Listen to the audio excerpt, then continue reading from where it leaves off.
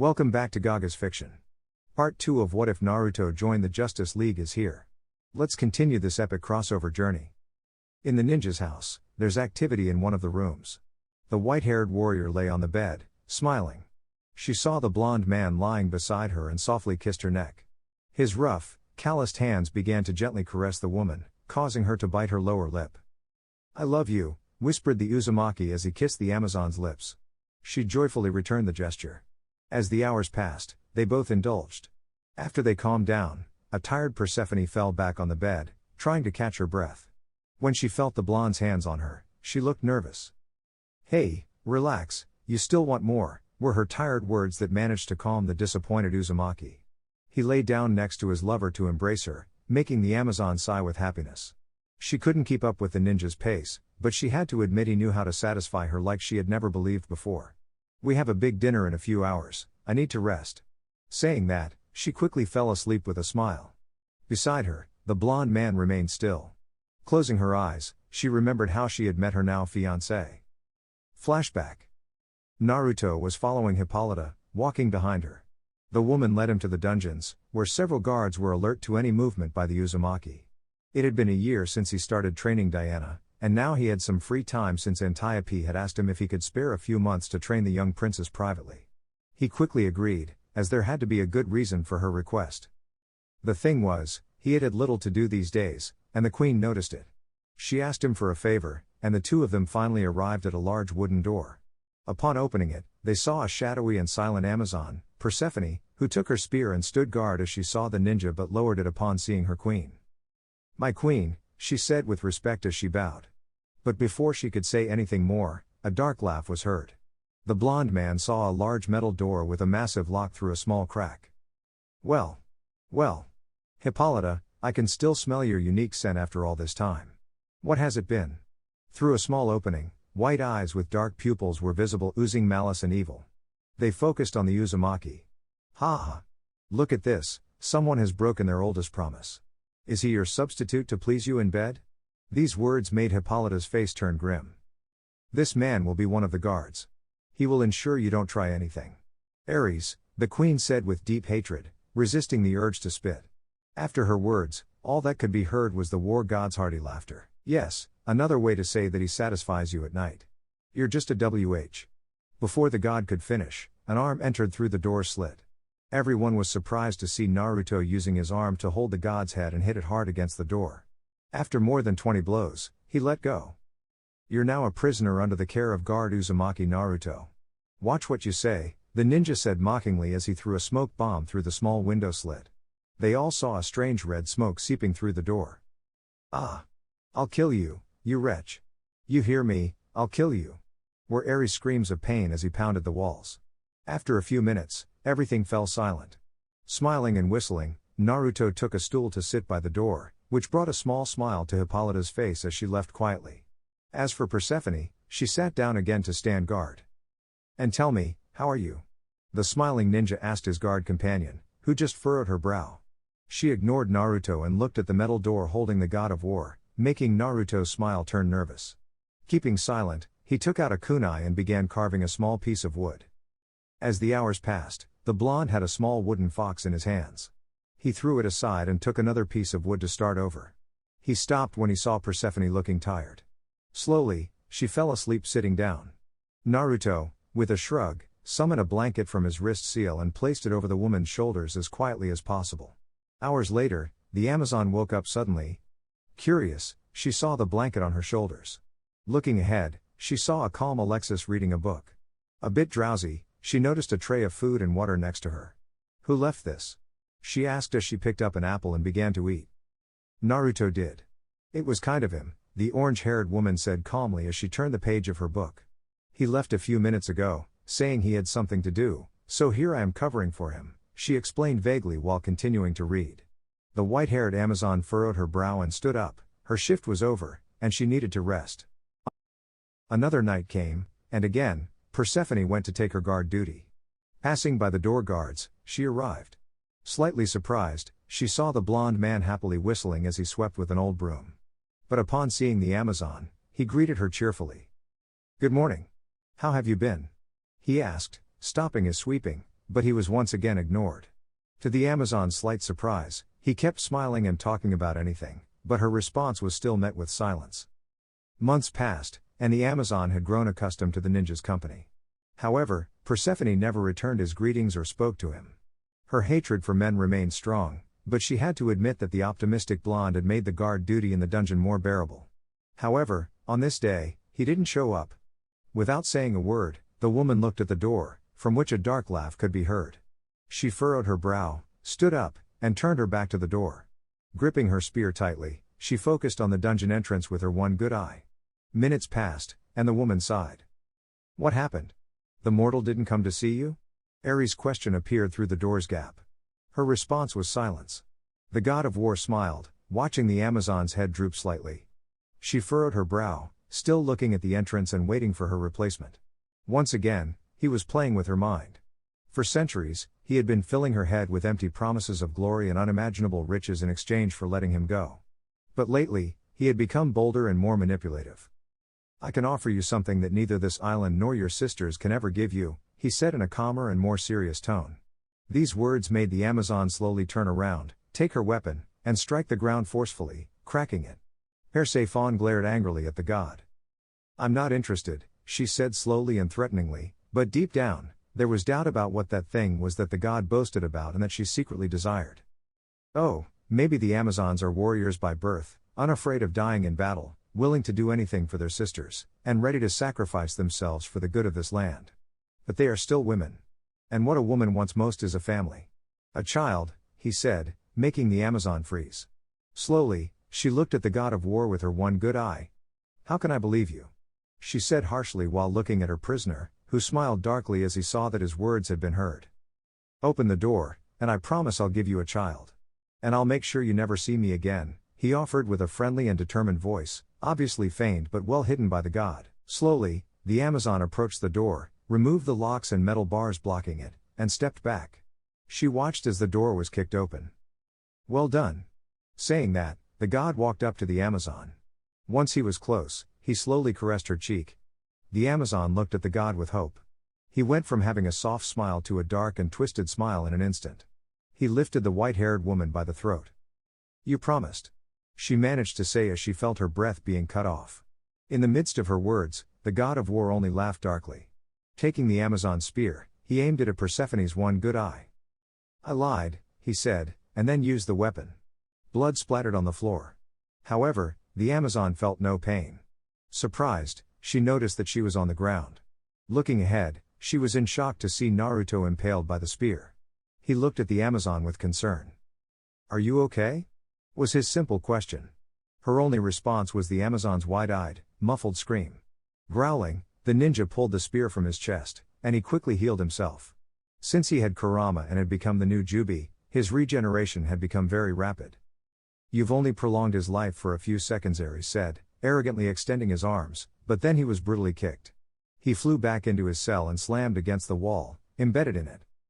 "Blah, blah, blah, blah," were the disinterested words of the Uzumaki, who moved his hand as if it were a mouth. After closing the door, he placed all the locks and safeguards back in place. Shaking the dust off his hands, he sighed in relief. Ares, with his shackles placed by Hera, was weak, very weak, apparently in the eyes of the ninja. He turned to look at Persephone. She was in a fetal position, holding her head, tears streaming down her face, in shock. "I was going to betray my sisters," she said, gripping her hair with such force that she nearly pulled it out. "I was going to betray my sisters," she repeated, tears from her left eye still streaming down. What had she done? In her weakness, she had released the Amazon's greatest enemy and could have brought about the apocalypse, all because of her stupidity and weakness. "I was going to betray my sisters," she repeated again. But she opened her eyes when she felt arms around her. Using all her strength, she tried to push the ninja away, but he refused to let go. She struggled, even bit, but the ninja held on. After a few minutes, the Amazon stopped fighting. "Let it out," was the Uzumaki's request as he gently caressed the woman's back. So the minutes passed, Naruto comforting Persephone until she calmed down. "Are you okay?" was Naruto's question as he moved away from the woman, who, in a burst of speed, gave him a powerful right hook that turned his head to the side. "Stop pretending to care about me. Every day it's the same. I don't want your pity." shouted the white-haired woman, landing another punch on Naruto, who didn't defend himself. Punch after punch, the Amazon's fists began to stain with blood. You have all the others offering themselves to you. Giving one last punch, she watched as Naruto dropped to his knees. Why do you do this to me? Was her final question, more of a whisper. Because I care about you, were the blonde's words as he gave a small smile to the white-haired woman. Calmly, the ninja offered his hand to the Amazon, who hesitantly took it. She got up and looked at the large smile on the blonde's face, which remained even after she had vented her anger. Never forget that, he finished, closing his eyes with a big smile, which was contagious to Persephone, who gave a small smile. And to show you how much you mean to me, Naruto said, placing his hand on the scar on the right side of the woman's face. She felt a pleasant warmth run through her body. Terra, he said, removing his hand to reveal Persephone's bright blue eye, which had returned. The Amazon watched in astonishment as she had regained her lost eye. Months passed, and the white-haired woman became inseparable from the blonde. She left her guard duty in the dungeons and returned to the ranks of the Amazon elite warriors, which she had once belonged to. The Amazon became more open and even happier for the new moments she shared with the Uzumaki. However, over the years, the white-haired woman began to feel that she wanted more than just the ninja's friendship. It had been 7 years since the friendship between the marked Amazon and the ninja had blossomed. Now, we see the blonde cooking in a large pot, surrounded by dozens of clones who were walking just like him. Today was a special day, the day Naruto decided to show the Amazons the true food of the gods.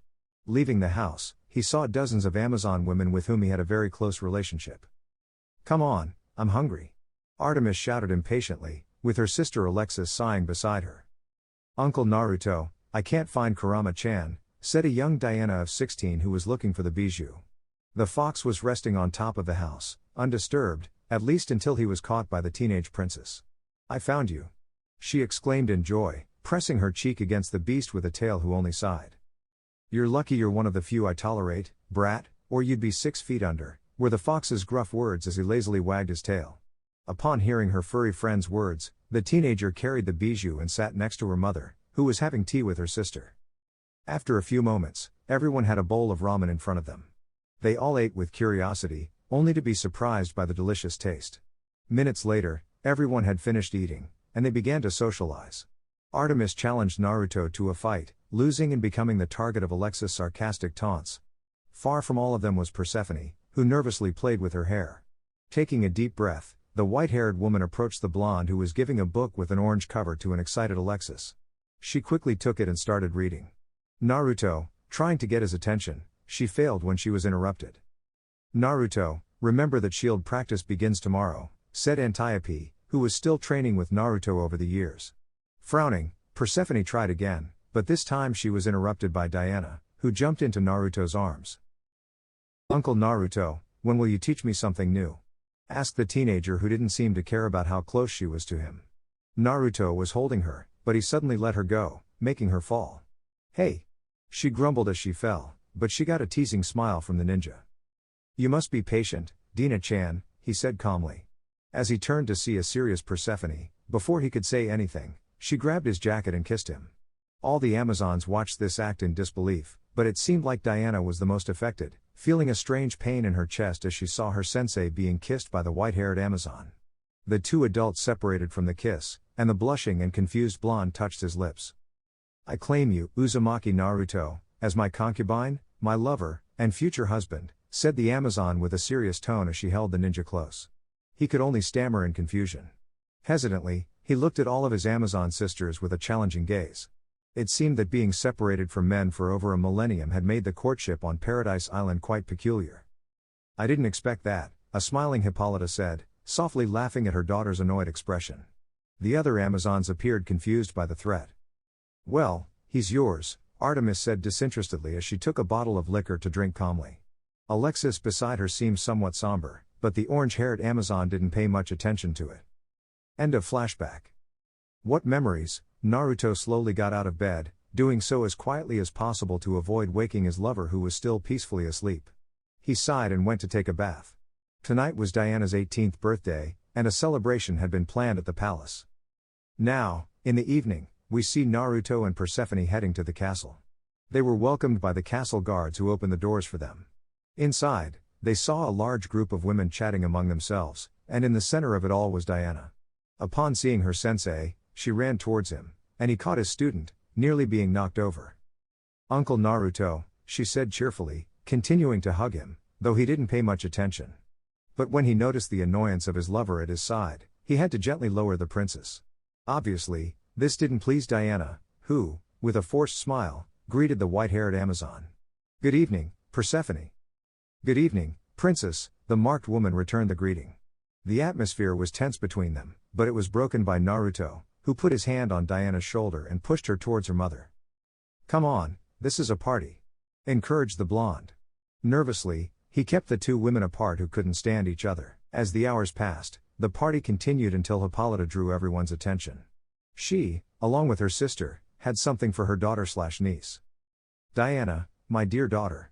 You are now a woman, so I have something very special for you," the queen said, snapping her fingers. Quickly, Amazons appeared carrying various items, including a shield, a sword, the lasso of truth, and finally, some metal bracelets. These items have been passed down through generations, created by the gods themselves. Perhaps it's premature, but I believe it's time for the world to recognize our representative. Wonder Woman, she announced, with a proud smile, as she handed over the items. "Thank you, Mother. I promise I won't disappoint you," Diana said with conviction. She wielded the sword, placed the shield on her back, hung the lasso from her hip, and put on the bracelets. Imagine Wonder Woman's 2017 costume and equipment, without the tiara. "Well, I guess it's my turn." This time, Naruto stepped forward. First, he took a necklace from his neck and, with a small smile, placed it on Diana. "This is a very special necklace. The people who wore this necklace achieved incredible things, and I know you will too," he said as he looked at the necklace that once belonged to Hashirama Senju, then Tsunade Senju, and now him. It was time for a new owner to take it. Taking a moment, Naruto took a deep breath and looked at Diana with pride. "I couldn't have asked for a better student, Dina-chan." Uncontrollably, the Amazon hugged her teacher, who was quickly returned. It was all a pleasant silence until the castle doors were knocked down. What a lovely moment. Too bad it has to be interrupted. All the Amazons recognized the intruder, a tall and large man, standing at over 9 feet tall. His skin was tanned and covered with battle scars. His physique was almost grotesque, with heavily muscled arms and legs. He had short dark hair, dark eyes, and wore a lion's skin as a cape. He only had a Spartan skirt and was barefoot, with heavy shackles on his wrists. Dozens of Spartans armed themselves and took positions behind him. Everything was quiet in the grand hall. On one side, there were the Amazon warriors led by Hippolyta, who had a somber expression, just like their queen. All her sisters wore dark expressions. In front of them all stood Hercules. Behind him were dozens of Spartan soldiers, but they had an eerie appearance. Their skin was gray, and their eyes were red. Yet, in the midst of both groups, Naruto remained calm, arms crossed. The shinobi stayed impassive as he watched the demigod walk towards them. But Hercules completely ignored the blonde ninja, walking up to stand face to face with the Amazon queen. "I've come for my brothers," said the giant, his arrogance showing in his smile. In response, Hippolyta pointed the blade of her sword at the dark-haired man's neck, who still wore that arrogant grin. Quickly, all the Spartans grabbed their weapons and were ready to attack. The Amazons mirrored them, getting into a defensive stance. Hercules, with irritation, resisted the urge to use his sword to cut the giant's throat. He was interrupted from his thoughts by the mocking laughter of Hercules.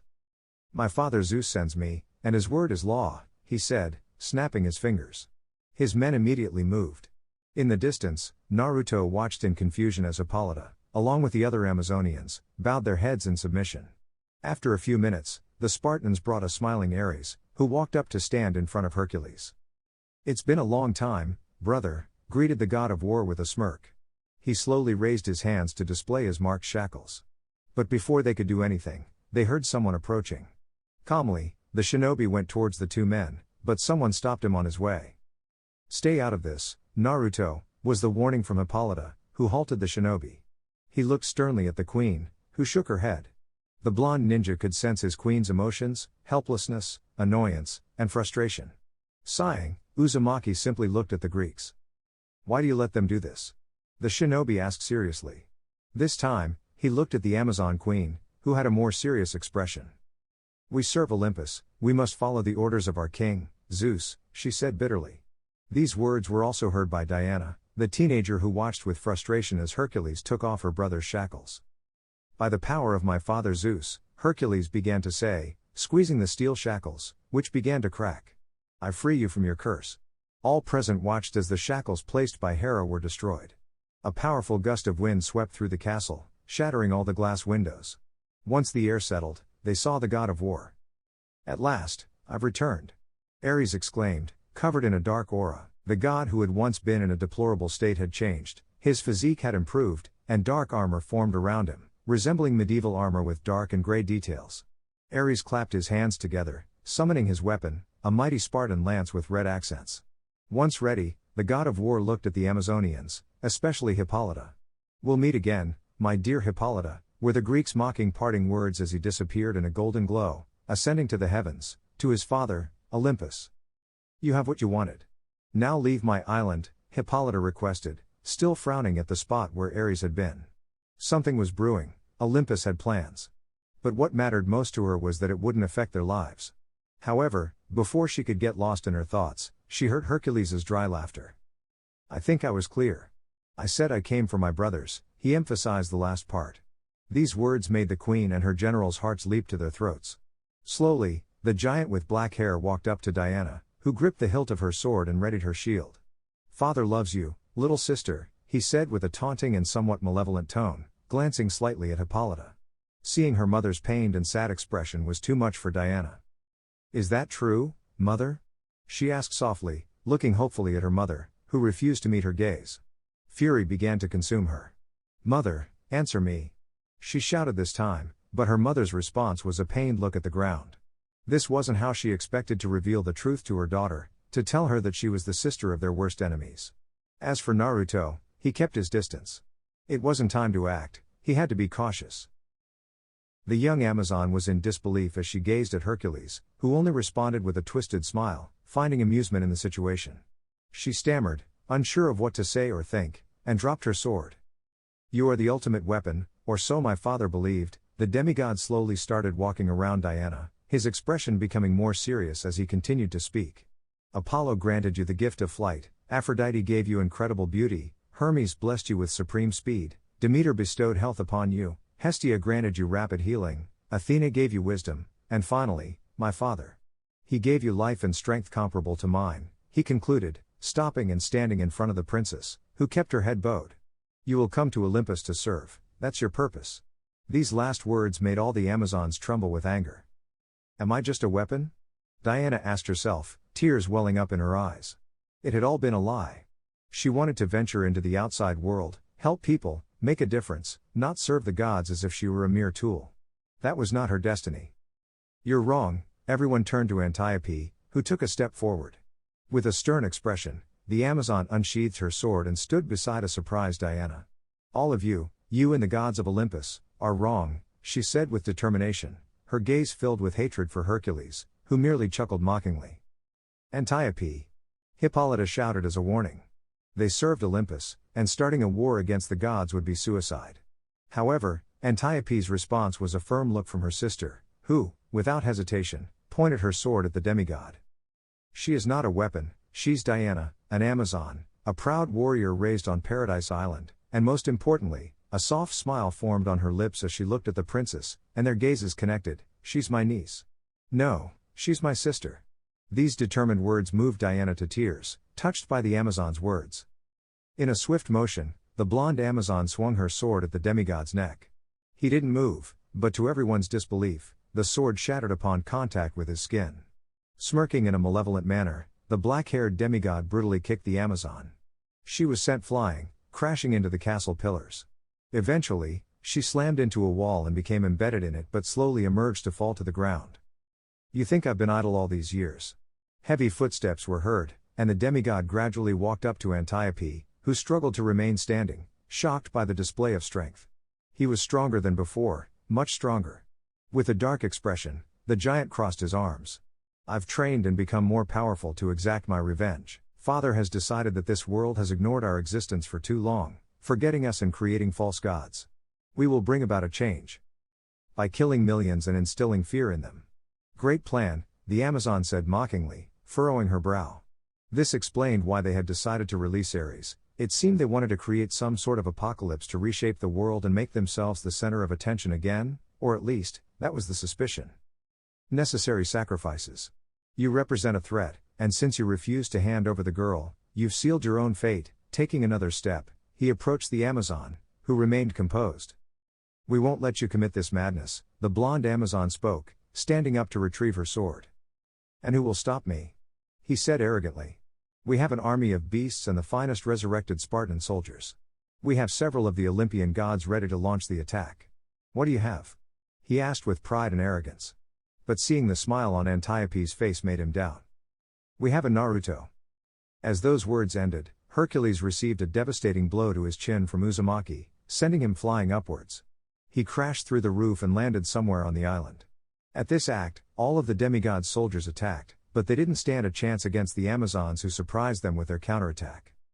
Everyone, prepare for an imminent attack, was Hippolyta's command as she removed her formal tunic to reveal her armor. Quickly, all her sisters followed suit.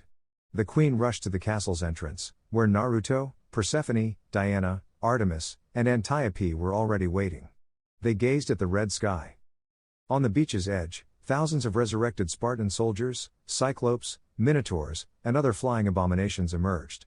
These creatures formed lines, and after a few seconds, a furious Hercules stood in front of them. With a war cry, he made a powerful leap toward the castle. Behind him, the entire cursed army followed. I'll take care of the big one, you protect the island, Naruto said, not hesitating to jump and tackle the giant. They were both sent flying and landed in another part of the island. The Amazons who remained in front of the castle obeyed the ninja's command. All the Amazon warriors organized themselves, with the strongest forming the front lines with their shields raised. Behind them were the attack force, commanded by Diana and Antiope. Behind them all were Artemis and Alexis, using bows like dozens of their sisters, but they remained impassive when their queen finally appeared. Hippolyta, in all her glory, appeared before her army. She wore a golden suit of armor, a gray shield with golden accents, and a large medieval-style sword. Today will not be the day that the Amazons fall. Attack! With these simple words, she charged into battle, followed by her sisters. The inevitable clash between the two sides occurred. In the sky, Hercules and Naruto struggled with each other. In their descent, the demigod grabbed the blonde ninja by the head, placing him beneath him. They crashed into the ground with brutal force, creating a large crater in a meadow somewhere on Paradise Island. The giant stood up to look at the unconscious blonde on the ground. Smirking with derision, he was about to leave when he heard a whistle. You know, I have a rule that has served me well. If your opponent is down, you should finish them off, not let them recover. Hercules turned to see the blonde ninja sitting on a rock, calmly whistling. Turning back to the crater, he found it empty. Confused, he looked back at the blonde ninja, who had disappeared again. Another thing you don't know. Turning around, the demigod tried to strike the shinobi, but he wasn't there. Where are you? The brunette grumbled impatiently, searching everywhere. But upon hearing another whistle, he looked up and saw the Uzumaki standing on his head, whistling once again. He calmly stepped down to stand before the demigod, who, angered by the taunting, clenched his fists. Slow, the Uzumaki said in a bored tone, yawning. He closed his eyes, crossed his arms, and this didn't sit well with Hercules, whose frustration was becoming evident. Veins on his forehead started to bulge. He threw a punch, but it was easily avoided. In a fit of rage, he threw hundreds of punches, but each one was dodged.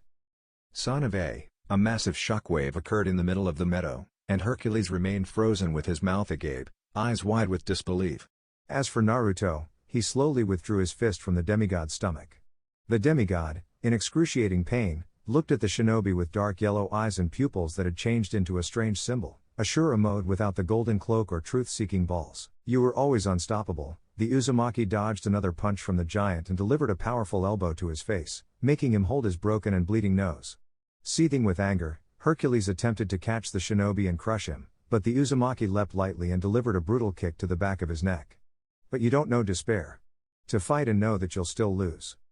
Naruto watched Hercules with disappointment and disinterest. That look shattered something within the demigod. Why was he looking at him that way?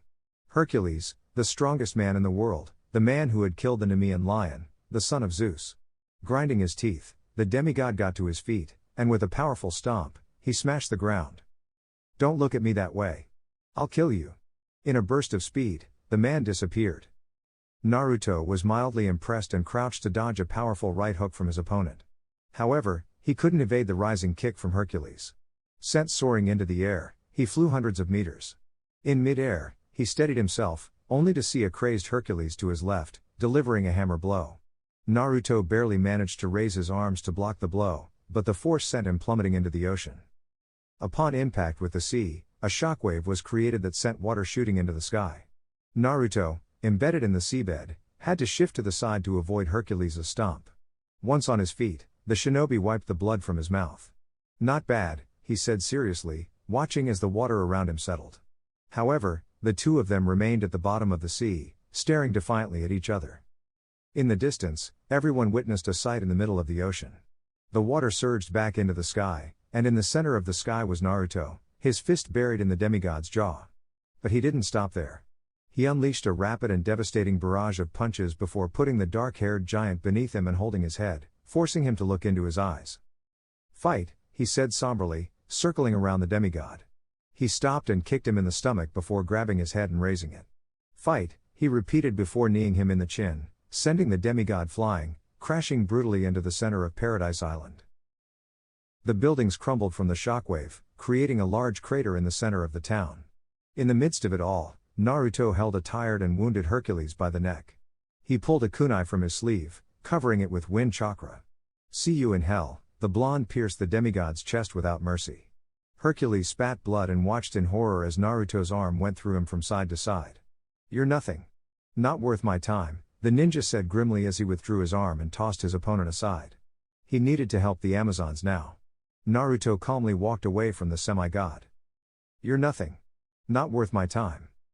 Hercules' body spasmed, his nearly lifeless eyes gazing at the darkening sky. Those last words echoed in his mind. Breathing slowly, the dying demigod narrowed his eyes. "You're nothing. Not worth my time." Weakly gritting his teeth in frustration, he had never felt so humiliated, being defeated in this manner. With his last bit of strength, he watched Naruto walking away at a slow pace, barely scratched. Naruto had beaten him without even trying. Looking back at the sky, he saw a lightning storm forming. "You're nothing. Not worth my time. Father, grant me the power to defeat him." The cry reverberated across the island, and a titanic lightning bolt struck the dying demigod. In the distance, Naruto had to use chakra to stay grounded and avoid being blown away. He shielded his eyes from the blinding light, and after a few seconds, the brilliance faded. Naruto observed his opponent, who stood in the middle of a still smoking crater. All his wounds had completely healed. He had grown grotesquely in size and muscle, the lion skin on his shoulders had vanished, his eyes shone in blue, and an electric aura surrounded him.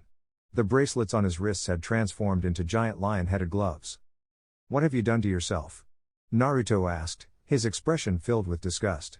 The demigod's skin had turned even grayer, making him look like a walking corpse, simply a monster. "Father has granted me more power to finish you," he shouted with a deeper and sinister voice, smiling manically as he began to walk toward Naruto. But in a burst of speed, the giant disappeared and reappeared behind Naruto. "He's fast," Naruto thought as he put his arms up to stop the demigod's powerful blows. It was a grave mistake. A massive crater formed beneath Naruto's feet, and he felt his arms nearly breaking. But it didn't stop there. Gritting his teeth, Naruto had to step back, and with a backward leap, he saw Hercules disappear again. "Take this!" the demigod shouted, appearing in front of Naruto and mercilessly launching a barrage of powerful punches, all directed at the blonde. Naruto stood firm, and finally, with a battle cry, Hercules gathered all his strength and delivered the final blow. The entire island shook to its foundations, and the destruction in the Amazon city only grew. In the middle of the arena, the two combatants stood. The black-haired giant had his fist extended, madly grinning. Breathing wearily, he lowered his right fist, but something was wrong, he couldn't move it. "That's it," were the simple words that sent a shiver down Hercules' spine. The dust gradually cleared, revealing Naruto, holding his steel gauntlet with a serious expression. He had several wounds that quickly healed. The blonde sighed lightly, and a soft golden glow surrounded him. Releasing his opponent's fist, he stepped back. "How?" was the demigod's question.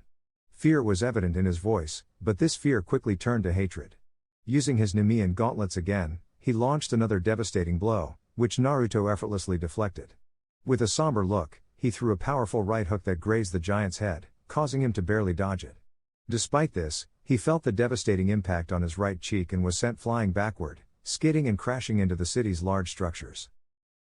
"You shouldn't have come," the black-haired man emerged from the rubble, looking in all directions for his opponent. But before he could continue his search, a pair of hands emerged from the ground, grabbed his ankles, and pulled him in. "You shouldn't have come," thinking you could do as you pleased, the giant looked in front of him. There, he was quickly forming hand signs, and with a dark expression, he gazed at the black-haired man who began to break free from the ground. "Now, no one will save you from me." Saying that, he took a deep breath and exhaled. A small fire burst from his mouth that grew into a fiery tsunami. In the center of the attack was Hercules, who watched in horror as the flames rushed directly toward him. He was quickly engulfed by the attack, which lasted for a few seconds. Finally, it stopped, and with arms crossed to shield his face, the demigod fell to his knees, feeling the excruciating pain of third-degree burns all over his body. "AHG." He groaned with hatred, looking back at his vanished opponent. Slowly getting up, he searched for his adversary. "This is only the beginning." Hercules froze upon hearing those words. Behind him stood the shinobi, arms crossed, with a serious and dark expression. The two remained motionless, facing each other, but in an instant, they both turned around to clash their fists, creating a massive shockwave. The demigod watched in disbelief as his prized Nemean gauntlets were countered by the mere mortal's fist. The fight was far from over. Elsewhere on the island, the Amazon warriors were battling the army of the underworld. All the brave women fought with all their might, but they were outnumbered. Diana leapt onto a cyclops, swiftly beheading it with her sword. However, a Spartan came from behind with a spear, but he was cut in half by a serious Hippolyta, who used her sword to split him. "Sisters, cover each other's backs. No Amazon will die today." With that shout, the queen ran through the invaders, skillfully killing and beheading anyone who stood in her way. However, she had to stop when a Cerberus crossed her path. Raising her sword to strike, the Cerberus was impaled by a lance, but it still had two heads intact, which were pierced by dozens of arrows this time. "My queen, we're losing ground," Artemis reported, putting her bow on her back and drawing an axe to split a Spartan who tried to attack her. Upon hearing the news, Hippolyta only furrowed her brow. More and more of these infernal beings were emerging from the sea, but her thoughts were interrupted when something began to emerge from the sea. It was enormous, not just titanic, a being easily over 200 meters tall. It was a reptilian sea creature with several eyes on the sides of its head. Opening its jaws, it revealed its gigantic teeth, had 4 giant arms, and razor-sharp claws on its humanoid limbs. Around it, 8 titanic tentacles moved threateningly. The Kraken from the movie Clash of the Titans. At the head of the titanic creature was someone very familiar to all the Amazons. Ares rode the beast with a wicked grin, a large medieval sword resting on his shoulder. Without hesitation, he leapt to land in the middle of the battlefield. He didn't have to wait long before he had to block a sword thrust from Hippolyta. The Kraken came to play. Hippolyta, the god, taunted, but his mocking smile quickly vanished when he saw the Amazon's grin. From the battlefield, a small white-furred fox could be seen walking to the beach. Ares, upon seeing the animal, only laughed. "Seriously?" He pushed Hippolyta and kicked her. Raising his sword, he directed the titanic beast's attention to the island where the Amazons were regrouping. "Destroy everything." He ordered the beast to approach the island to fulfill his command. "Go, Kurama!" Diana shouted as she used her lasso to catch a minion, then stepped on it. Upon the princess's cry, the bijou only yawned, saying, "I was bored anyway." With boredom evident in its tone, Kurama looked at the sea monster coming toward it. Smiling like a predator, Kurama leapt, and everyone witnessed something incredible. A 10-tails fox appeared out of nowhere and attacked the Kraken. The fox was as large as the sea creature, and the two titanic beings clashed, creating a massive shockwave. The Kraken's tentacles attempted to immobilize the bijou, but Kurama countered with its tails. When the Kraken attacked with its 4 arms, it struck the fox's stomach, making it stagger back. However, it didn't account for the fox's paw swipe, which left it with a deep wound on the shoulder.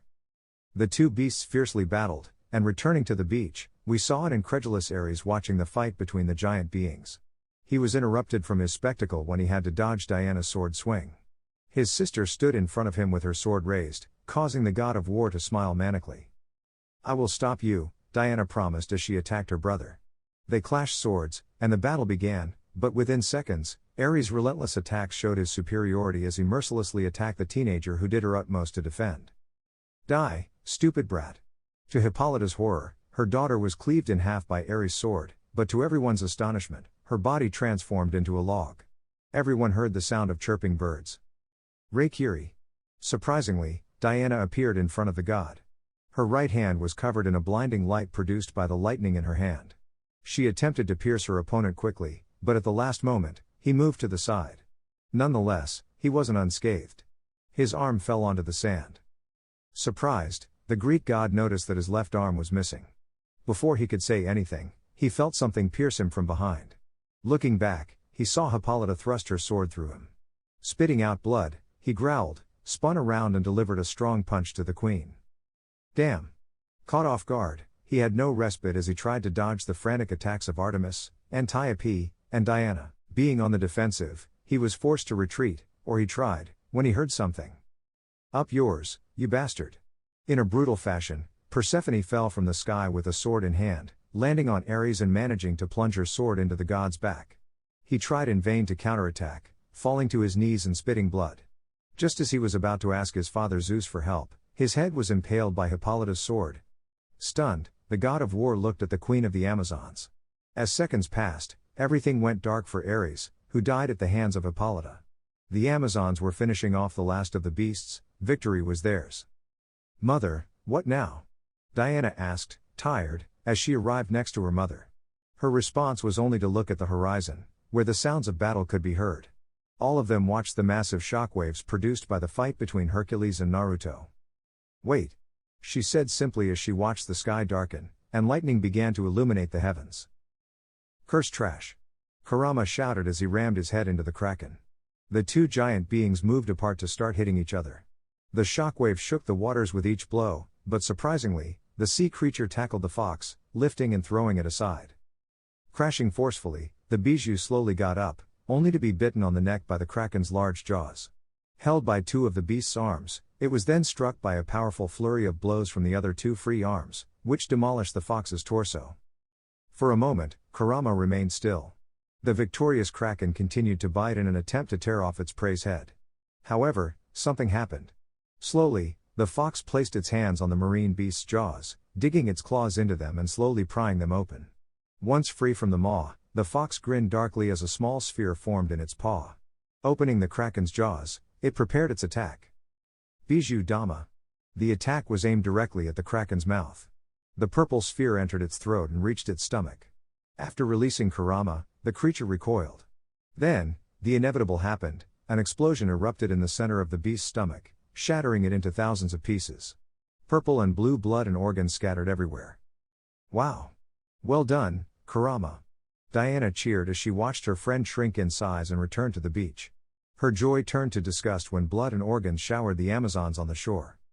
Great! Just great, Artemis sarcastically commented as she removed a piece of purple meat from her hair. Alexis stood nearby, shielded and clean until the orange-haired girl playfully threw blood on her face, saying, "Oops. Sister. You know what, I'm out of here," the intellectual Amazon said, beginning to retreat from the battlefield. However, she didn't get far when a strong shockwave sent her flying. Diana caught her, along with several other sisters who remained standing. "Mother, we need to help Sensei," the Amazon princess requested, readying her weaponry. But before she could rush to her teacher's aid, her mother stopped her. She looked at the shockwaves on the horizon with a serious expression.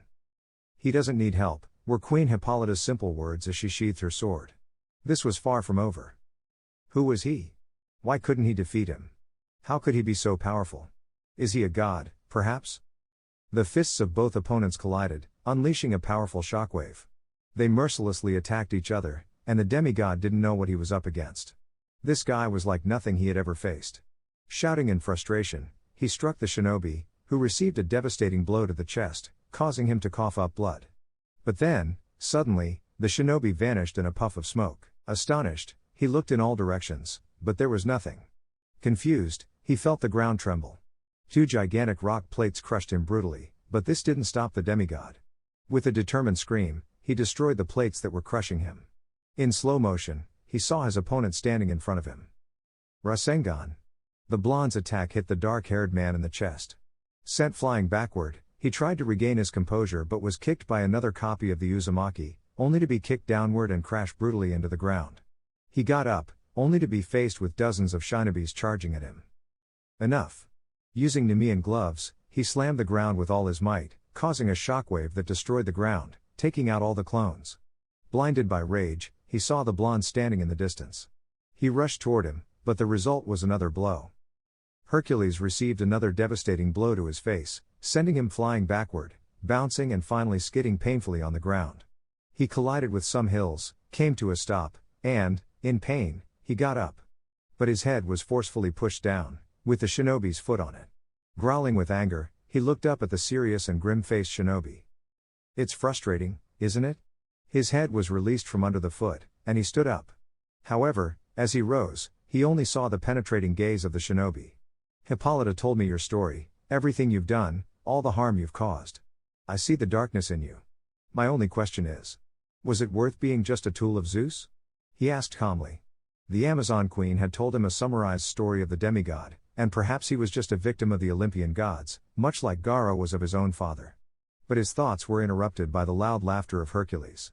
After a few minutes, he finally stopped, and a dark smile crept onto Heracles' face. "You're so gullible. Typical of an innocent child. I'm over 2,000 years old, and believe me, I regret nothing of what I've done," he said in a dark tone as he prepared to attack again. "I killed my master at the age of 9 because he was a nuisance. I fought in wars, killing with my own hands anyone who crossed my path. I completed the 12 tasks imposed on me by the gods. I could go on all day. But you know what my greatest achievement was?" He spoke mockingly as he walked around the Uzumaki, who furrowed his brow upon hearing the feats of his opponent. "The killing of the Nemean lion," was the bored Uzumaki's reply, but his boredom turned to confusion when he heard Heracles' laughter. He stopped and smiled wickedly. "No. Having the Amazons at my feet," were the brief words that left Naruto surprised by the demigod. "Oh, you didn't know? I was told I could never conquer an Amazon. So, I took on the challenge and did what no one else had done, I conquered these women. For decades, they were my slaves," he said with perversity, reveling in his conquest. Unbeknownst to him, the ground around the shinobi started to crack. But those darned goddesses of Olympus didn't like that. They helped Hippolyta liberate her people and gave them this island to keep them isolated from the world. "And from me," he concluded, and then there was silence. "You were?" Heracles was taken aback by his opponent's furious look. "You were the cause of all this, the Amazons' hatred of men, the suffering of all of them was under your control. And once this is over, I'll go after all of them and take back what's mine." Before he could finish speaking, wooden beams emerged from the ground and restrained him. He futilely attempted to free himself. Looking ahead, he saw the somber Uzumaki with his left hand on the ground and his right forming a seal. More and more wooden beams emerged from the ground, lifting Hercules into the air. Slowly, a kind of wooden trunk made of vines took shape, all to finally form a tree of gigantic proportions, with Hercules trapped in the center, struggling to break free. Without a word, the Uzumaki stood up, closed his eyes, and a Rasengan formed slowly in his right hand, quickly growing. However, 4 blades quickly formed on the white and blue sphere. Fearfully, the demigod gazed at the sphere, which was over 50 meters in diameter, with large blades spinning around it, making a cutting noise. "Futon, Rasen Shuriken," he said with those simple words and launched his attack. Hercules could only watch the attack approaching him. In slow motion, the attack struck his chest, shattering his wooden restraints and sending him soaring into the sky. Finally, the attack exploded, and the demigod experienced true pain. In the middle of the massive explosion, he felt millions of needles piercing his body. Opening his mouth, he tried to scream in agony, but nothing came out. For him, it felt like an eternity, but after a few seconds, it finally ended. Barely conscious, he saw the ground rushing towards him at supersonic speed. Finally, he crashed into the ground, creating a massive crater. His entire body burned and ached, and he could barely feel his limbs. Lifting his head, he vomited blood. Barely able to kneel, he looked in horror as the Uzumaki approached him. In vain, he tried to move away. "No. Stay away." His scream made his whole body ache. The attack he received was far from normal, and he had never believed an attack could affect him this way. But that was the least of his concerns. The shinobi stopped in front of him, and Hercules felt something he had never experienced before: fear, desperation, horror. The Uzumaki slowly drew a kunai and abruptly took Hercules' right arm. "What are you doing?" "No, no, no, no." His pleas were cut off when the kunai was embedded in his arm. "This is only the beginning, but first," the blonde said brusquely, breaking Hercules' right arm and removing one of the Nemean gloves in the same manner. He did the same with the demigod's left arm, who could only scream in pain. When he finished, he took the heavy gauntlets and put them on, then walked forward, throwing some punches to test the weapons. "What will you do now?" Hercules asked, knowing he was about to die. His body was in ruins, and he couldn't feel anything. He was defeated. But suddenly, he felt something, his senses returned, and his wounds healed. Incredulously, he stood up to see one of the Uzumaki's clones that had healed him, but it disappeared quickly. His relief was short-lived when he felt his back being fractured by a blow from his own weapons, delivered by the Uzumaki. Screaming in agony, he fell to the ground again, trembling with pain. He raised his head, shaking with pain, to look at the shinobi again. "You're no use to me dead. But at least you won't escape," the Uzumaki said calmly, and his new weapons transformed into bracelets. Curiously, he shrugged. As for Hercules, he looked in dismay at his paralyzed legs. Growling in pain, he realized.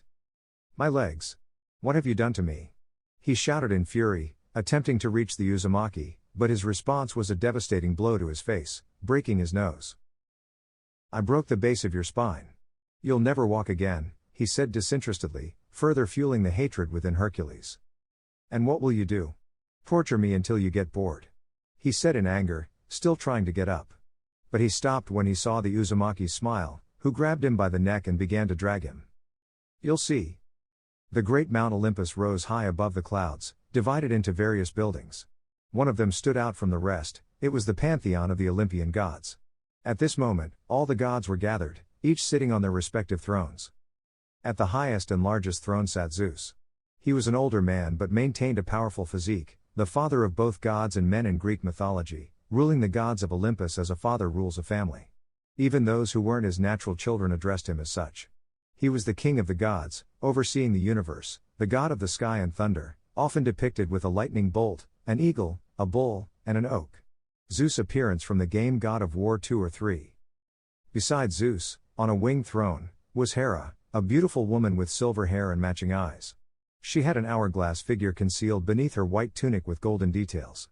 Hera, one of Zeus's legitimate wives and his sister, held the title of Queen of the Gods. Known for her jealousy and vindictiveness, especially towards Zeus's lovers and offspring, she gazed stoically at her husband, as did all the other gods present. Another god present was Poseidon, the king of the sea and earthquakes. He was a dark-haired man with a short beard, wearing only pants that exposed his body covered in tattoos. In his hand, he held a steel trident with wave-like details. Poseidon's appearance from the game God of War 3. Then there was Aphrodite, the goddess of love and lust, the most beautiful of all the goddesses present. She was a tall woman with long, fiery red hair tied in large braids, captivating blue eyes, and fair milky skin. Aphrodite couldn't hide her displeasure, as this situation was not what she desired for her protected Amazons. In another throne sat Hestia, the goddess of the hearth, home, and the fire that warms and gives life to households. She was the eldest daughter of the Titans Kronos and Rhea. Hestia rarely left Olympus except to attend the Oracle of Delphi. She had a natural beauty, with chestnut hair and brown eyes, a voluptuous figure, and a furrowed brow as she focused her gaze on the king of Olympus. Demeter, the Greek goddess of agriculture and nurturer of the green, young earth, and the cycle of life and death, occupied another throne. She was the protector of marriage and sacred law and was venerated as the bringer of seasons. Demeter had dark hair and equally dark coal-like eyes, and her voluptuous figure surpassed that of other goddesses. Her innocent and pure expression contrasted with her magnificent physical presence. She refused to look at anyone. Apollo, who had a mocking expression while playing with a gleaming dagger, was in yet another throne. He had blonde hair and wore the classic Roman armor. He frowned when he noticed an empty seat beside him. Centuries had passed since his sister Artemis had left Olympus, never to return. He knew she had become one of the Amazons, which only made the sun god sigh with boredom. His sister was foolish. Hermes, playing with a coin, watched the unfolding events with amusement. His hair appeared to be made of flames, and he wore a white tunic with golden details, along with strange golden sandals with wings on the sides. Hermes' appearance from the game God of War 3. Hades, the god of the underworld, reclined against one of the many pillars in the grand hall. He had long, dark hair and wore dark armor with red accents. Hades wore a sinister smile as he watched his brother descend from his throne to stand in the center of all the gods. Next was Athena, a beautiful woman with long, chestnut hair and grayish-blue eyes. She donned golden Roman-style armor and carried a lance with intricate engravings. The goddess of wisdom gazed at her father with a serious and somewhat resentful expression. "It is time, my children. The world has ignored our existence for too long," began the elderly god, who looked at his children and siblings. They all had different expressions. "Tonight, we will begin to rule again. No more false gods, only us," he declared with strength as the sky was illuminated by lightning. However, his words didn't sit well with some. "Father, this is madness." Athena couldn't contain herself and stood up. This was a mistake, just the idea of eliminating the Amazons and bringing back their princess was unacceptable. To her horror, Zeus appeared in front of his daughter and seized her by the neck. Without mercy, he threw her to the center of Olympus, his disappointment clear as he gazed at the goddess of wisdom. It is such thoughts that have brought us to this situation. Once, we were praised and glorified by mortals. Now, we are mere entries in old books, with no one believing in our existence anymore. The sky above Olympus began to darken, and lightning struck around all the thrones. But that will change. Killing half the world, destroying their towns, filling them with fear and despair, were the strong words of Athena as she stood up to face her father. This was not well received by the king of the Olympians. "You're talking about exterminating the world. All for the foolish desire to be glorified again," she yelled with anger and rage. In response, a powerful bolt of lightning nearly struck her head. "Watch your tone, daughter," were Zeus's dark words as he looked at his daughter's words with indifference. "Listen well. It's time to make a decision. Are you with us or against me?" were the stern words of the god as he gazed somberly at his daughter. Her response was to be targeted by Athena's spear. The brunette had a tear rolling down her right eye, but her expression was determined and resolute. "You know the answer, father." Everything fell silent as a giant sword appeared in Zeus's hands. As he was about to attack his daughter, a pillar of light stopped him. Growling, he saw Hera, Demeter, Hestia, Aphrodite, and Hephaestus in front of Athena. "This is treason," he yelled in anger at this betrayal. Behind him, his brothers and children gathered, Hades, Poseidon, Apollo, and Hermes. Silence dominated the place as the gazes between the two sides clashed. "This is madness, and you know it," Hera spoke calmly, her sadness evident in this inevitable confrontation. Both the queen and the king stared at each other defiantly. The goddesses and Hephaestus were at a disadvantage. Only Athena was experienced in battle, while the others, although powerful, doubted if they were enough to stop the three main Olympian brothers. "You know we can't win," Hades said mockingly, summoning purple blades linked by chains. He was going to enjoy this. "Together, we can be what we once were." "This is unnecessary," said Poseidon, gripping his trident and preparing. "We've made too many mistakes in the past. Perhaps we need a change," Hestia spoke up, taking a step forward. "We are part of the past. If we attack the mortal world, we'll only create a cycle of pain and hatred. Humans will rise against us, and in recent times, we've seen the extent of power in some of them," she said calmly. This made Zeus growl. Among humans, there had appeared individuals with extraordinary abilities that were simply unheard of. "That's why we need to act now. If we let them keep growing, it's only a matter of time before one of them challenges us. Can't you see it?" the god of thunder yelled in anger. Sighing, he raised his sword, the blade of Olympus, his best weapon, looking at the goddesses who dared to betray them. The two sides were about to start their fight when they heard footsteps. Everyone turned to see a blond man dragging a mortally wounded Hercules. The demigod had broken arms and dark bruises covering his face, breathing heavily as he looked at his father and the other Olympians. All the gods were stunned, their champion was in such a state. "I fulfilled my part. Let me go," the demigod said with effort, looking at the shinobi who had thrown him to stand in front of him. The shinobi glanced at the black-haired man, and Nemean gloves formed on his fists. Hercules trembled in horror. "You swore to me," he growled with anger and fear. "I lied. It was a brutal move." The shinobi struck Hercules' head with a powerful blow, and the result was the demigod's head being destroyed, blood splattering on the ground, leaving the headless body motionless. Silence fell over Olympus. Their champion had just been brutally and gruesomely killed. The Uzumaki glanced at the present gods, and as he moved his new weapons, they transformed back into bracelets. "You!" Zeus's rage overflowed, and lightning bolts began to strike in all directions while deafening thunder echoed throughout Olympus. His best champion, his best warrior, his son, had been murdered by this man. Blinded by anger, the god pointed his sword at the shinobi. "How dare you? Coming here and killing my son in front of my eyes?" At his words, Naruto raised an eyebrow. "How dare I? You dared to attack my home, Practically declared war on my loved ones, sent this wretch to take away my student. Everything you do has consequences, he said calmly while walking closer to the gods. I want to avoid shedding more blood. I'll say it only once, don't attack my home again, or I'll kill you. With those words, he turned and walked away from the Greeks. Zeus stood up, staring at the shinobi's back. He had just been threatened by this mortal, the king of Olympus, the son of Kronos and Rhea, the god of lightning. Everyone trembled in his presence, and yet this wretched mortal dared to threaten him with death. No one threatens me and turns their back. With his sword in hand, he ran towards the Uzumaki.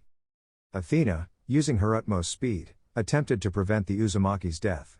However, she was astonished when she saw the king of the Olympians repelled by a kick from the mortal, who had a serious expression. Everyone watched in disbelief as Zeus crashed into his throne, destroying it, and ending up beneath the debris. All was silent. Then I'll have to kill you. The Uzumaki said calmly. The shinobi saw how the pile of rubble was erased by a pillar of lightning that shot up into the sky. In the midst of it all was Zeus, his expression filled with fury, his once blue eyes now shining intensely. Kill him. Everything seemed to move in slow motion. Poseidon launched a frontal attack with his trident, while Hermes came from the right, running at great speed. Apollo, holding a sword of light, attacked the Uzumaki's back. From the right, Hades' blades aimed for the intruder's head and neck. Finally, Zeus descended from above with his sword raised. At a mere millimeter from connecting their attacks, they were all blinded and struck by a blinding golden light. As the light gradually dimmed, they saw him. It was the Uzumaki, now wearing a golden cloak and pants. His skin had become slightly paler, his hair levitated and shimmered yellow, with two strands forming what looked like horns. On his body and clothing, black grooves were visible, formed by circles and thick lines. 10 dark spheres floated on his back. Opening his eyes, the blonde revealed his yellow eyes with a plus sign-shaped pupil. The entire place fell silent. All the attackers of the Uzumaki were now back on their feet, looking incredulously at the drastic change in their opponent.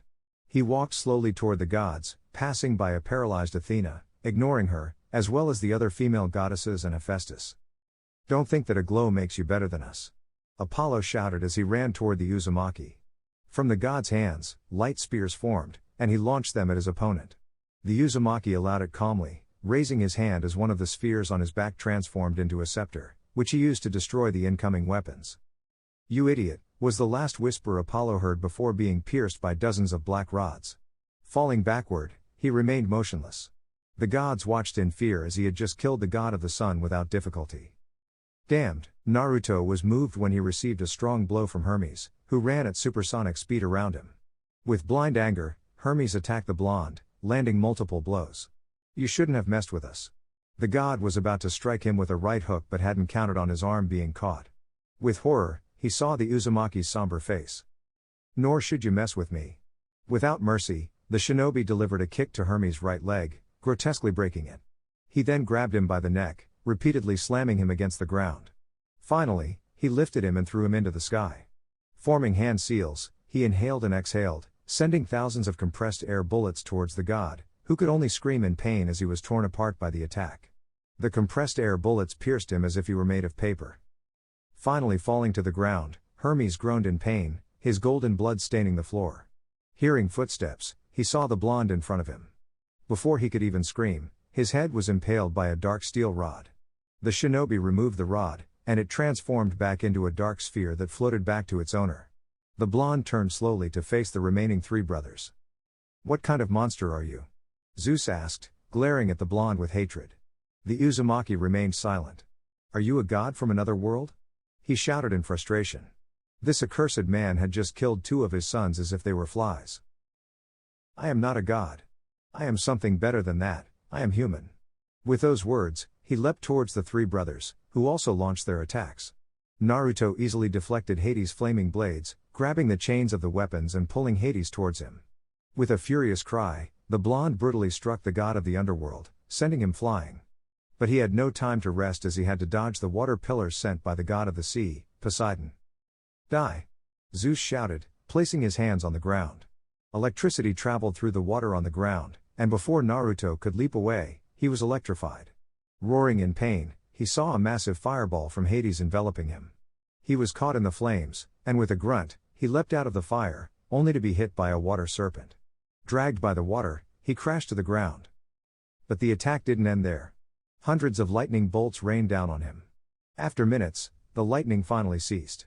The three Olympic brothers smiled victoriously at their apparent triumph until a wounded and furious Naruto appeared behind them. Forming hand seals, water formed around him, shaping into a water dragon that crashed into Hades, who was engulfed by the attack. Hades began to reform, creating a sphere of water around him, but his body couldn't handle the pressure, and he exploded along with the water sphere. Naruto lowered his hand slowly. He had to step aside when he was almost impaled by Poseidon's trident. Catching the weapon in midair, he locked eyes with the god of the sea. "You killed my brothers. You dare to call us monsters and judge us? You are not a hero for stopping us. You think we are the only threat." Taking a breath, Poseidon glared at the shinobi, who walked towards him. When they stood face to face, Poseidon continued, "We saved this world from threats you couldn't even imagine. The Titans had this world under their control. We helped save this world from destruction. You saved it, and now you want to destroy it. I heard your plan. You deserve this end," Naruto declared. He then impaled Poseidon with the trident, driving it into the ground. Poseidon's body went limp. "Brother." Before Poseidon could be helped, he was attacked by a river of lava that engulfed him. The attack was unleashed by Naruto, who took a step back. After the dome formed and the lava river burst, Poseidon emerged from it. More than 70% of his body was burned, with third-degree burns covering him. With his face partially burned, he looked at Naruto, who walked towards the water sphere containing Hades. "Water release, water prison jutsu," Naruto said. He raised his right hand and pointed at the sphere, closing his palm. The sphere began to shrink. Hades, trapped inside, screamed in a futile attempt to break free as it compressed more and more.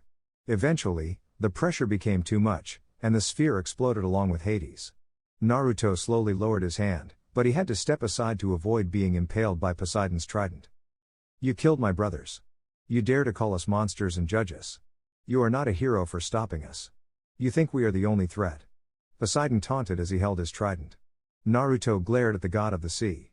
"Beyond the stars, there are beings that don't even compare to us. Believe me, if I told you about the beings outside of this world. If they come, you won't be able to save them. And you will die with this world. Then I'll die trying." Naruto kicked Poseidon away and took the trident, impaling Zeus with it and pinning him to the ground. He released the trident and let out a sigh, looking around. "Saved my home. And I'll do the same to anyone who tries to attack my home and the people I love." With those final words, he walked away, leaving the gods behind. Silence filled the air as the onlookers, filled with fear and disbelief, watched the unstoppable shinobi. The gods couldn't fathom how he remained unscathed and seemingly unfazed by the battle. All that power in a single person was truly terrifying. "He came for the attack on the Amazons. We just have to stay out of his way," Athena said, her gaze fixed on the ongoing battle. In the river of lava, a small dome began to form and eventually erupted into a water geyser. Poseidon observed his condition. With over 70% of his body burned, his burns were all third degree or worse. With half his face scorched, he watched as the shinobi approached the water sphere containing Hades. "Water release," Naruto said, raising his right hand and pointing at the sphere. Closing his palm, the sphere began to shrink. Hades screamed and struggled to break free, but the sphere continued to compress, and he couldn't withstand the pressure. The sphere finally exploded, taking Hades with it. Naruto slowly lowered his hand and then turned to Poseidon. The god of the sea held his trident and taunted, but Naruto didn't hesitate. He kicked Poseidon away and took the trident, impaling Zeus with it and pinning him to the ground. He released the trident and left, leaving the gods behind. Silence settled among the spectators, and the gods watched in shock as the indomitable shinobi departed. They couldn't comprehend how he emerged from the battle seemingly unscathed and undeterred by their attacks. The immense power contained within a single person left them truly fearful. He came to address the attack on the Amazons. "We need to stay out of his way," Athena calmly noted, her gaze fixed on the ongoing battle. In the aftermath, Hera surveyed the newly ruined Mount Olympus. She sighed and began to move among the debris. As she waved her hands, the rubble started to disappear, and bit by bit, the once shattered realm of the gods was rebuilt. "Now what?" Aphrodite asked Hera, looking to their queen. The deaths of the male gods still weighed heavily on their minds. "We fulfill that man's request," Athena answered, walking alongside Hera. It was time to rebuild Olympus, a new Olympus.